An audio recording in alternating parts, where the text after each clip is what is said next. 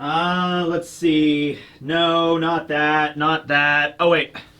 Okay, excuse me, everybody. Just give me a second. I'm running out of weapons and objects to scream Elbath at the top of my lungs with, okay? Okay, well, I guess this will work the greatest. All right. Elbath! Yeah, Kaido is considered a weapon in his own right, right? You could pick up Kaido and use him as a giant dragon whip. I saw Luffy do that, so Kaido's a weapon. Yeah, there we go. All right. Hey everybody, this is Techie 101 here. This will be One Piece chapter 1148 review titled Ronja. Who is Ronja? Ronja is, I don't even know if I'm pronouncing her name right. It might be Ronja. But she was one of the children that was in the line that was being sent to her death. Okay, we all caught up then. She was the one that was like, this is fine. This is all good. She was the this is fine meme. She was, this is fine. I'm okay. God's Knights have invaded the country and are kidnapping all of us and are leading us to our doom and threatening to, destroy our entire country and culture and want to burn down the school and the library. This is all right. This is cool. That'll all work out in the end. You know what's funny? She's probably not wrong. She probably has the most sensible, don't get me wrong, they're all gonna be traumatized at the end of this, but this is a shonen manga, and the Straw Hats are there. Now, they're having a little bit of a slow start, granted, but they'll save the day. She probably is correct. It's like, yeah, the Straw Hats will show up. Everything will be okay, right? Yeah, right, okay. So, continuing on, Oni Child Yamato's in the Holy Inari Shrine Pilgrimage. This will be volume 33. Yamato has saved the region of Udon. And you have Raizo and Speed and Tama and the Komachio and everybody waving as Yamato leaves. Tama has given Yamato an Amagasa hat, a straw hat, to give to Kawamatsu, okay? And also we see Ulti and Page 1 wearing really cool cloaks. They have cool cloaks too. Ulti looks 100% more badass with the cloak. And she's got a katana, and she has chosen to be Yamato's retainer, just as Odin in the 9 red scabbards of old, So it's pretty cool. I don't know if Page 1 agreed. I'm sure Page 1 is also grateful for Yamato saving them from Who's Who and everything. But Page 1 is just kind of like, okay, I guess I'm just part of this now. I guess we're just a Yamato's retainers, okay. And Ulti's like, yeah, pay, let's go. It's like, all right, so there we go. Added new people to Yamato's party. I don't know if Shinobu's gonna stick around. I don't even know Shinobu's in this scene. I think she just kind of wandered off somewhere. But Tama, Speed, Raizo, they're all staying behind in Udon. And so they're heading to Hakumai next. And considering Tama gave the Amagasa hat for Kawamatsu, I'm assuming Kawamatsu is the daimyo of the Hakumai region, which would also, just by process of elimination, that would mean Kikunojo is the daimyo of the Ringo region. So it's probably how the rest of this is going to shake down. And you know what? I cannot wait, especially after seeing the piss poor job that Raizo and Inuarashi have been doing in their particular regions. Not Denjiro. Denjiro was managing Kibi as well as I guess as he could. But dude, when we get over to the Hakumai region, Yamato's gonna walk in and it's just going to be absolutely perfection in Hakumai. You're gonna see industry and everything's gonna be great. All the water is gonna be purified, and you just have Kawamatsu walking by with a clipboard like, Kappa Kappa. Oh, hi there, Yamato. How you doing? It's so convenient that you showed up right about now. We were just about to finish restoring all of the forests. We transformed all of Orochi's weapon factories into affordable housing for the homeless. We do a Sunday potluck, and there's a buffet over there. This is fantastic. Unemployment is at an all-time low. Just like Kawamatsu is like the best daimyo ever. That's just like a picture of industry.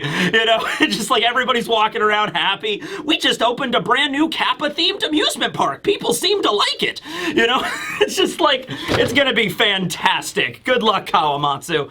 All right, so have you noticed that Kawamatsu is my favorite of the scabbards? Cause he is.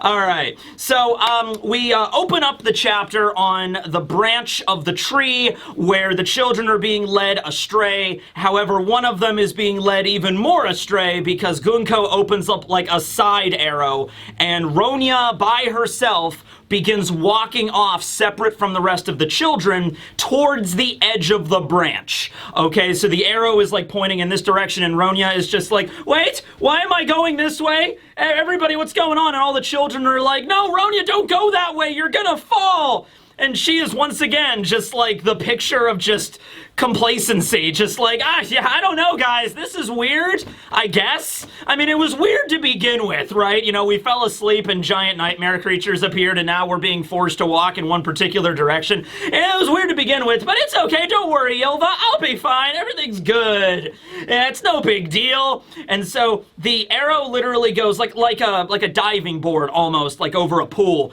goes over the branch out into just the open air where there's nothing down except for the primordial realm, which is like thousands and thousands of feet down, okay? And so all the children are like, oh, please come back. You don't want to fall down. You'll hit the primordial realm. Now, Ronja, of course, this is her personality, the personality of like, hey, don't cause troubles for others. Don't bother anybody. Just everything's going to be cool. Have that optimistic kind of attitude.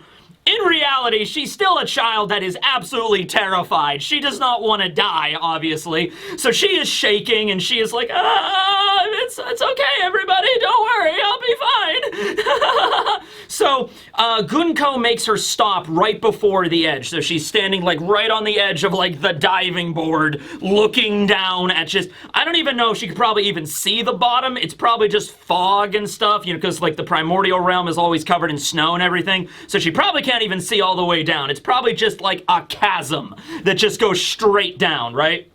So Gunko takes out the Den Mushi and is like, okay, Sommers, we got the first one in position to drop, so just make sure to set it all up. And Sommers is like, that's fantastic. Make sure the brat can be heard through all of Elbaf. Alrighty, Giants, and this is Sommers. Gotta hand it to Sommers. He's a horrible, evil individual, but he knows he's the MC, right? He knows how to present everything, right? He's like, all right, Giants, you all heard what she said. The child's gonna start dropping. We got 30 seconds, and we're gonna start tossing him off the edge into the primordial world. So, Mountain Beard, Jarl, you better start making those orders. You're gonna burn the entire library and the school down. You gotta make that decision now. 30 seconds, actually 25 now. 24. God's Knights don't play around, I'll say that much, you know? It's like, they're not giving them like, all right, you have 1 hour to make a decision. Actually, considering there is a common trope, and it's even happened in One Piece before, it's happened in a lot of anime, probably the most notable one is in Dragon Ball Z, when, you know, Frieza's gonna blow up Namek in 5 minutes. Like, 7 hours later, he's like, I'll do it! I will do it, Saiyan! You know, he'll do it, okay? Sommers don't screw around with this. Clearly not. Last chapter, he gave out the ultimatum to Mountain Beard Jarl, since there's no sovereign anymore. Like, hey, it's up to you. You gotta burn the library, burn the school. You're not educators. You're not trying to learn things. What is this peace bullshit? You are to be mercenaries and bend the knee to the world government. And I am the dagger of Marijois, right? And so, following that up without any break, there's no like, I'll give you about an hour to think about it, Jarl. Click. Ha ha ha. Did you hear that, Gunko? He was shaking in his boots. Nope, none of that. It's like, all right, so I've given you all my demands. That's great. You got 30 seconds to make a decision or we're gonna start murdering the kids. Let's go, come on. That's how that's going, so yeah. Jarl is listening to this and he's just like, oh, damn it all, I don't know what to do. And all the adults at the banquet way back in the Western Village, they're like, Elder Jarl, you can't burn the entire school and the library. It contains thousands of years of history. And of course, a lot of the other giants, I would assume the parents of the children, are like, are you saying we should just let our children die? And then there's another giant that's just like, you guys are missing the bigger picture here. It's not about the library, it's about us bending the knee to the government. So the giants are, like, you know, getting a little bit political. They're obviously like, hey, they might be trying to kill the children and burn the library, but what this is really a distraction for is bending the knee to the world government. And they all make good points, that's granted, but, like, meanwhile, Sommers is like, all right, you got 25, 24, you know, like, there's really not a lot of time to think about this. considering the circumstances, and these guys don't play around, I would assume that Jarl does make the decision to burn the library, which is a difficult decision, but at the same time, like, considering, like, you don't have that much time to work with, I would say it is the correct decision. By the way, we're gonna get, you know what, I'll cover it at the end of the chapter when he gives the order. There's something else to bring up with that. So one of the other giants is just like, we need to put a stop to this twisted game. Is there anybody out there that could save them? One of the giants literally had like a Helen Lovejoy, won't somebody please think of the children moment. All right, so they're all far away. Now back to the area where the Straw Hats are all like tied up by Gunko, and you have Sommers there. Gunko kind of actually wandered off to like monitor the children as, you know, Ronja is being walked over the side of the branch, so she's kind of off a little bit. She stopped beating up Brook, and in fact we do see Brook. He's completely tied up now with the arrow bandages. You know, Gunko gave him a walloping. I think his face is cracked a little bit and completely wrapped up, more so than the other Straw Hats after his punishment that he incurred. Yeah. So anyway, Sommers is kind of just hanging out next to them. He's on top of his vine snake thing that he can make. And so Robin is there, and she kind of looks over to Chopper inside of Saul's beard, or I think in his hair, and she's like, hey, Chopper, you need to stay here. You cannot come out and fight with me.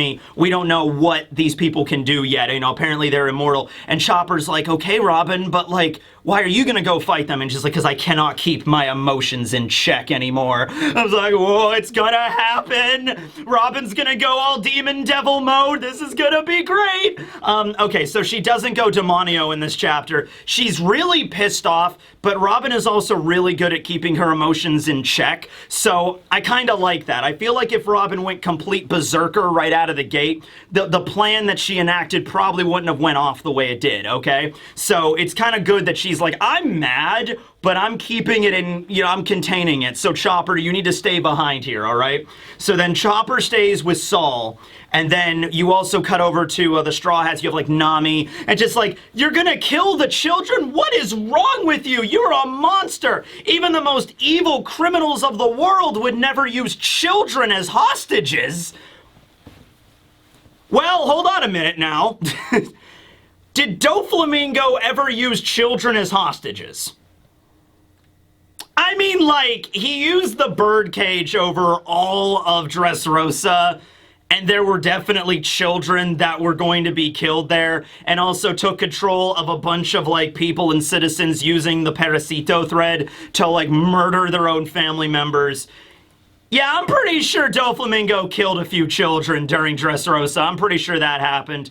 Kaido and Orochi enslaved an entire country. Yeah, this seems to be something. I mean, maybe not, like, directly. I don't think like Lucci during Eni's lobby picked up a child and was like, all right, Luffy, you give up or I'm gonna murder the kid. You know, nothing like that ever happened. But yeah, there's a lot of horrible, evil people you guys have fought in the past, right? Sommers is in the background just like, yeah, whatever, I don't care. The opinions of you insects mean nothing to me.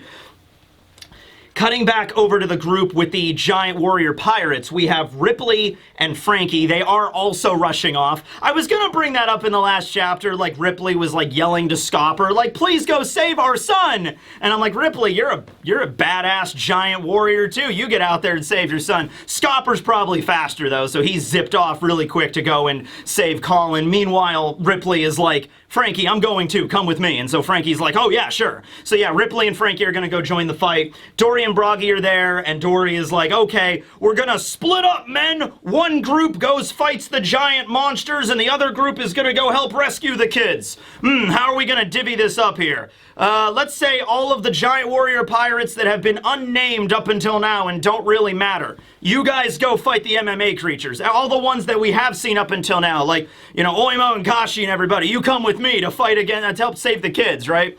I'm assuming they're gonna break up, like Dory's gonna lead a group and Broggy's gonna lead a group. That probably makes the most sense there. So I'm also glad that they're not gonna just be spent fighting against the nightmare creatures the entire time. Like, they're actually gonna be getting involved. I was actually worried that not worried, but like, oh, okay, I could see what Oda's doing, making the giant monsters to preoccupy the giants while the Straw Hats are over here dealing with the Gods Knights. You know, I thought that's the way it was gonna go, but it's nice they are splitting them up.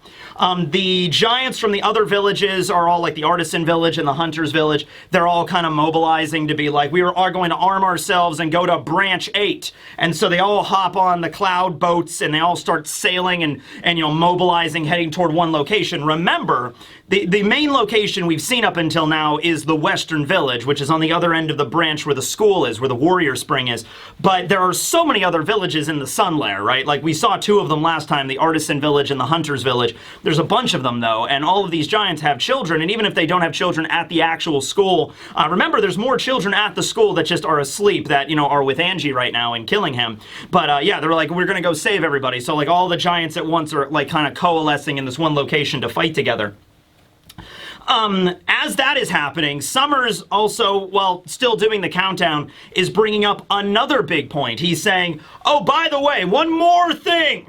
You ever see Jackie Chan Adventures? I love Uncle. That was a good character. Anyway, one more thing. When you burn the library and the school down, don't be thinking about taking any books out of the library and, like, getting around it like, well, we'll burn the library down, but there's no books in it. Nah. The whole point of this exercise is to completely destroy your culture and your history. So remember to burn everything down, or else this doesn't count. We're gonna kill the kids anyway, right? So as he's going on that, Robin takes advantage and she springs into action. She activates Cien Fleur, makes a giant fist, and I don't know if she's using like Fishman Karate here. I like to think that she's kind of incorporated Fishman Karate into all of like her palm strikes at this point. She's got to hit this guy pretty damn hard. All right, so the way Robin opens up here is like, okay, apparently this guy is immortal. She has an idea. She has a plan. This is actually really standard Robin. This is really awesome what she ended up doing. So first thing, she's like, I'm just gonna hit him really, really, really hard in the face. So she makes a giant palm and hits him really, really hard in the face. That knocks him all the way back. It would have broken his neck under any other circumstance. He's coughing up blood. He hits the ground, and Jinbei is there. He's like, Robin, be careful. We don't know what their abilities are. And Robin's like, no, Jinbei, I got it. She's like, Jinbei, I know. Don't worry. I got it. I'm going somewhere with this. Chopper's still inside of Saul, just not really doing much of anything. And then immediately activates Quattro Mano and begins to create a bunch of arms around Sommers, as Sommers is like, oh, wait a minute, I know this power. You're Nico Robin. Oh, boy. And then Robin just, like, bends him backwards. Like a piece of, like, I don't know, like you're breaking a grilled cheese sandwich in half, you know? Like, you cut the grilled cheese sandwich a little bit with a knife, and you're like, wait for it, and you're just crack, and then the goo, and then, yeah. So, once again, would be dead, right? Then again, Robin has broken a lot of people's spines in this story, like Spondum, and Spondum's still alive at the end of all this, so, you know, it's the One Piece world, what can you say? But anyway, yeah, it looks pretty damn painful, alright? She uses clutch to, like, bend him backwards. And Robin, Nami is like, Robin, you did it, everything's good! You know, and Usopp's like, oh yeah, he snapped in half! And then Robin is standing there and she's still like staring Sommers down, but she's like, I don't think so. And then we do, in fact, this is actually a really badass scene.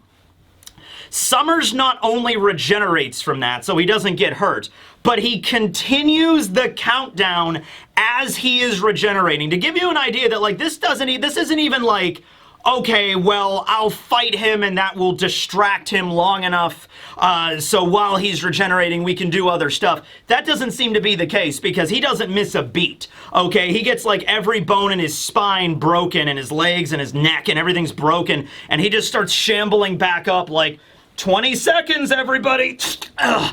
Just 20 more seconds and we're gonna start dropping the kids. There we go. Pop that back into place. And so Usopp's there and he's like, oh no, this guy's a zombie too. He actually uses the word zombie, which, you know, like, considering that they were on Thriller Bark and they fought against Moria, that is probably the closest comparison they could make. Obviously, the regeneration's not the same thing, but, like, what else are you gonna compare these guys to? They are effectively zombies, right? So, he starts getting, like, Return of the Living Dead zombies, too. Like, no matter what you do to them, like, you cut off their head and they could still survive, right? So, Sommers gets up and he's just like, all right, 20 seconds left, now what? So Robin just immediately it also gives you an idea for how tall Sommers is. I mean, it's One Piece, so they were always pretty tall. I'm sure Killingham is taller because of his neck. But Robin is 6'2", and she literally has to, like, jump all the way up and just, like, grab Sommers by the face. Okay, I'm just gonna say it does look like Sommers is getting shoved right into Robin's boobs. That's not important right now. Point is, Sommers is a tall guy. He's probably like twice as tall as Robin. He's probably like 12, 13 feet tall. Anyway, Robin jumps up, grapples him in the face, and then uses her arms to continue to grapple like his arms and his legs because he's so tall, and then just pushes him off the side of the branch as they fall down together. Sommers is like, oh, you got a crush on me? And just like, you think, oh man, I'm sorry, you know, this isn't gonna work. I'm not doing this double death kind of crap. What do I look like, Aramaki or something? Ah! And they just start falling off the side of the branch, right? And so obviously the other Straw Hats are like, Robin, no! What did you do? You know? And so she's like, oh, I'm just gonna take you down with me, right? I'm just gonna charge, grab him, bind him with my abilities, and before he has the time to regenerate or before he has the time to use his thorn powers, I'm just gonna knock him off over the edge. Now, two different angles of this. Number one, the main one is not really trying to kill him. I think Robin is smart enough to know, like, okay, I tried to, like, break him and he just regenerated immediately like it was nothing. Probably this isn't going to kill him, even if he did fall, like, 10,000 feet straight down into the primordial world and hit the ground like a damn crater, left a crater. Yeah, he's probably not going to die from that, but Devil Fruit powers have a range. They kind of all do. That's sort of the point. So it's a really long way down to the primordial realm. That is probably going to put the children out of range of the thorn fruit, meaning that they can just physically grab them and get them the hell out of there. Okay, so that's the main goal that Robin is going with here. And even Sommers agrees. He's like, oh, that's a rather shrewd move you have there. But you forgot. I mean, you didn't forget, clearly, but I am a thorn man, and he shoots out a bunch of thorns all over his body. Robin is holding on to him and just immediately gets stabbed, you know, at once. However, it's okay, Robin's not dead. She has that ability that she doesn't use that often, but whenever she uses it, everybody's like, holy crap, Robin can make clones of herself. Yeah, Robin can make shadow clones of herself. She's only used that power like 3 times in the story. She used it at Fishman Island. That was the first time she revealed it, when the Fishman pirates were like attacking her and she just disappeared. And then she used it, I think, at Greenbit when she was relaying information to Law. And then I think she definitely used it at Wano when the ninjas, the Oniwabanshu, were attacking her in the palace, and she disappeared that way. So everybody always forgets she can make clones. I forget she can make clones. Robin can make clones. Now, granted, I don't think she can make a lot of them, and it apparently probably takes a lot out of her to make like a full body flower. That's what the name of the technique is, body flower. But this was definitely the opportunity to use it. Absolutely. Robin gets stabbed. I think she can still feel getting stabbed, but she's pretty good at dealing with pain at this point. So she gets stabbed, the flowers, the clone disappears, and Sommers is still falling all the way. I don't want to say falling to his death, because we know that's not true, but he's still falling to an eventual end. He's going to hit the ground at some point, right? So Robin wins this fight, right? Right? Right?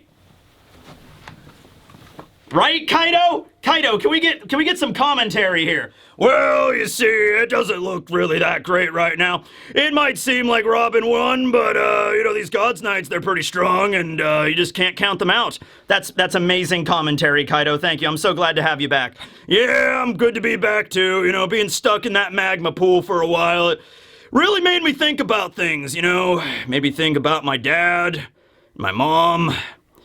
Made me realize that maybe I took the wrong path in life. Yeah, that's fantastic, Kaido. Okay, so, anyway, Robin, while the clone has, you know, jumped off over the side of the branch, she goes over to try to let the other Straw Hats out. She takes out a knife, and she starts to try to, like, just physically cut the bandages, like the arrows that they're contained with. It's not working. The knife's not cutting them. This is magical devil fruit power bullshit, okay? So come on, Robin, hockey up that butter knife and start cutting through the bandages, right? Nami is laughing her ass off. He's like, Robin, that was so cool what you did. And Robin's like, yeah, that's great, Nami. That's fantastic. I'm glad you're having a fun day. Oh, this knife is not working. Shit, he's probably going to be back in a second. And so 10 seconds left, rings out. It's Sommers' voice. He's still continuing the countdown, even after all that crap. And we see he's on the edge of the branch, and he used his thorns as like a grappling hook. It actually, okay, so from two different angles, it looks a little interesting. From one angle, it looks like he fired a thorn out of his chest, like a thorn whip, and it latched onto the branch, and he's like suspending himself, you know, like a bungee cord, you know, off the side of the branch. And he's like, 10 seconds left, Jarl! But another angle of this, actually, I don't know if I'm the only one that's looking at it this way. Does it look like the thorn whip is coming out of the branch too? Like, instead of it coming out of Sommers and latching onto the branch, it came out of the branch and latched onto him. I don't know. One of the ways that it's connected to the branch just looks interesting to me. He's probably an awakened user, so being able to affect the environment, I don't doubt he would be able to do that. He probably just used it as like a bungee cord, though. Also, even before we saw him survive this, I was thinking like, well, he's probably going to know Geppo, right? Like, he's probably going to know Skywalk or a Moonstep is what the Cypherpole call it. He's probably going to know the 6 powers, right? Like, he knows how to use hockey and things, right? So, even in that situation, I don't think this would have killed him, but no, he used this ability instead. So, do the Gods Knights know the 6 powers? I don't know. That's a discussion point, I suppose. But yeah, he's not dead. And then we also have Gunko and Ronja at the end. And so Gunko, because it's 10 seconds left, and they want to really, you know, drive it in that one of the children is about to die here, Gunko puts Ronja on the Den Den Mushi for all of the giants in the country to hear, and she begins talking. She says, Elder Jarl, I really love school. I've got some of the best friends in the world there, and I love the library, and we learn lots of things in school, and we learn all important things, like not to cause trouble for others and not to do things that others hate. Those are really important lessons that we learn. Okay, pause for a moment. I mean, like, this is just her personality. We've given that. Like, each of the kids have different personalities and stuff. Bjorn was just like, man, I hope they kill the other kids and they hope they leave me alive. You know, like, that was Bjorn's personality. So Ronja's is very much like, I don't want to cause troubles for others, so I'm always going to say everything is good, everything is fine. I'm never going to, like, voice my opinion that, like, there's something wrong or I'm not feeling good or something like that. Like, that's Ronja's personality. But the way she's phrasing it, like, I don't know. Do you think that seems like the right kind of lesson a school to teach? Like, if that's really the lessons that are being passed on at the Walrus School? You know, I bring this up because Harold was the one that established the schools, so some of the curriculum might be based off of Harold, and the lesson here of just like, don't cause troubles for others, and don't do things other people hate. So basically just stay quiet in the corner, don't voice your opinion with things, and just say everything's good. That doesn't seem like a great lesson to teach children, you know? So if that's something they're literally teaching, that's not just something Ronja picked up on her own, that's something like they are teaching the children as a lesson, and that passed down from King Harold. Like, King Harold was like, the one lesson you children need to know, don't do things that other people hate to do. You should always just be okay with everything and just be quiet in the corner and always just be complicit with everything. Awesome. Ah, that doesn't seem like a good lesson. That doesn't seem like a good lesson there. I don't remember learning that when I was in elementary school, no. So she continues, she goes on to say, if saving me means that the school and the library go away, I don't think people will like that. People will probably hate that if the library's burned, so it's probably better if I just fell down. Don't worry, Elder Jarl, I've always been lucky. I'll be okay, I'm sure. And we see not a double page spread, but we see a big panel with Ronja just bawling her eyes out, just crying, you know, snot coming down her nose. It's like, it'll be all right. I'll probably survive. I'll probably land on a cloud, or maybe some rubbery god of the sun will jump out of nowhere and save me from down below. I'm sure I'll probably be fine. Okay, pause for a moment. I think Ronja is going to jump, and Luffy or Loki or somebody is going to catch her on the way down. She doesn't jump or fall in this chapter, but if that does happen, I think she'll be fine. I think she actually, when she says, I've always been lucky, it's like, I think she'll be okay. But yeah, once again, if that's the lesson that she's being taught, and all the giants like Angie and Jarl, they're all crying and weeping. We see Ronja's father. It's just like, that's my daughter. No, we have to save her. You know, they're all weeping and crying and just like, it's okay. Everything will be fine. Everything will be good. So I don't know. I'm feeling like Oda might have selected Ronja as the child, like the first child up to be threatened. He might be trying to say a message here with, like, maybe things aren't 100% the way they seem with that school. You know, like, at least the way that it was established, okay? So, yeah, I'm not saying that, like, the teachers are actually evil or something. Nothing like that. Although Angie... No, I'm not saying that. I'm just saying, like, you know, some of the core curriculum that Harold maybe initiated. Something weird there.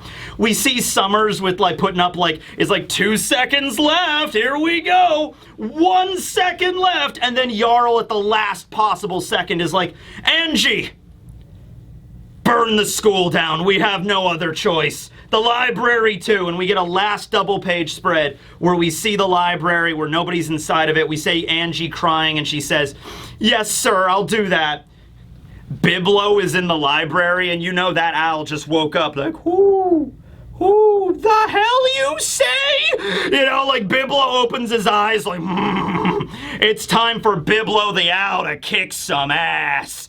You know, he's like, you're not burning down my magical library. He turns into some giant eldritch owl demon. You know, he just starts attacking everybody. Oh, dude, that'd be badass. Saul is not dead. Saul, we actually see some tears coming out of his eyes. He's on the ground beginning to weep for the loss of all of the books, not just from Elbaf, but also O'Hara. So he's still alive. He's crying. And then we also have Sommers back at the location where the Straw Hats are. He now takes out his sword. I guess it was his sword that he turned into like the giant club, the giant spiked thorn club. So he creates that. Robin is ensnared in the briar, so the real body of Robin is being ensnared by the thorns, so she's being stabbed. And Sommers shows up and just like, I love that expression on your face, Robin. You thought that was actually gonna work. All right, well, you're gonna die now. And all the other Straw Hats can't move, and they're just like, Robin, please get out of here, escape. And then just as, okay, this is an interesting scene here. Just as Sommers is about to bring it down and kill Robin with the thorns, you see an individual zip out of nowhere, and Sommers loses a hand. Not the hand I don't think that was holding, no, he doesn't cut off the hand that was holding the sword, although I think he was two-handing it. Yeah, he was two-handing the sword. So out of nowhere, just his left hand just gets cut off and just hits the ground and just like, time to die! Oh, shit! It usually regenerates. That's not normal. And then at that exact moment, Scopper appears and is like, not long time no see. And then takes out his axes, goes charging at Sommers again. Sommers is like, Scooper Gabon! No! It's just like the freaking boogeyman has appeared to like torment him. And then Scopper slashes Sommers one more time with his axe. Big giant blood splurt out of Sommers' chest. And you just see Scopper there, cut an awesome scene with the axe. And then he looks the most badass. He looks like serious Master Roshi. All right, he's just like, you know, and then that's the end of the chapter, right? So a couple of things about this. It literally looks like Scopper was moving so goddamn fast. He sliced off an arm. And Sommers didn't even register it. Like, Sommers is like, time to die, and then Scopper was just, zoop, just moved past him so fast he lost a hand. Or Scopper slashed the air before he even got there, like a Getsuga Tensho kind of shit, like a wind scar, wind blade type deal, and that was the thing that sliced off his hand. Either way, he's really fast or wind scarred. That's pretty badass that Scopper could do that. Lops off one of his hands. Sommers is like, well, that's not regenerating, that's weird. And then Scopper appears, hockeys up his axe, slashes him in the chest, and he says, long time no see. And Sommers panics and immediately recognizes him by name and says his name. So Sommers specifically, and I'm sure the Gods Knights in general, have had an interaction with Scopper Gabon before. Hey guys, editing teching here. Just wanted to bring up something right about at this point. So obviously the Roger Pirates had fought the Gods Knights before because they were present at God Valley. I kind of forgot about that here at this moment. Maybe that's directly where Sommers fought Scopper Gabon, so he knows how terrifying he is. Now, here's something interesting though. Now that we know the Gods Knights are capable of regeneration, they might not have the same level of immortality, though, as the Gorosei, because Garling was a young man during God Valley, and he's an old dude now. Now, obviously, he was made into a Gorosei, so maybe he gets the immortality now, but he's still clearly aged. So that's the thing. Like, Sommers might not be hundreds of years old. Sommers really might be, like, 75, and he just has the ability to regenerate, and it's only the Gorosei that get that level of immortality. Like, they get upgraded to like the platinum package of Emu's abilities or whatever. But yeah, God's Knights definitely fought against Roger at God Valley. We did not see Sommers there. We saw Garling there and a few other God's Knights that we haven't really recognized yet. There was a woman. There was a dude that had like a deer skull headdress, very similar to like Rhodes' mask when he's the sun god. But yeah, very likely that Scopper could have fought him then, and then that's why he's so terrified now. Did the Roger Pirates ever deal with the Gorosei and stuff like that? From what we see, probably not the Gorosei, but at least with the Gods Knights, they've encountered them before. So don't count out the Roger Pirates, right? I guess it's also possible that, you know, he could just be recognizing Scopper because of his reputation of like, you're the famous Scopper Gabon from the Roger Pirates. But I don't know. His expression of absolute terror, Sommers did look like he just pissed his pants, all right? So that makes me think that, you know, he personally has encountered Scopper before, and he got his ass kicked by him, and he's like one of the few people that Scopper actually fucking fears, and he's here now, and he's pissed, all right? So that's what I'm getting. That's the impression I have from that, absolutely, right? Now, here's a question.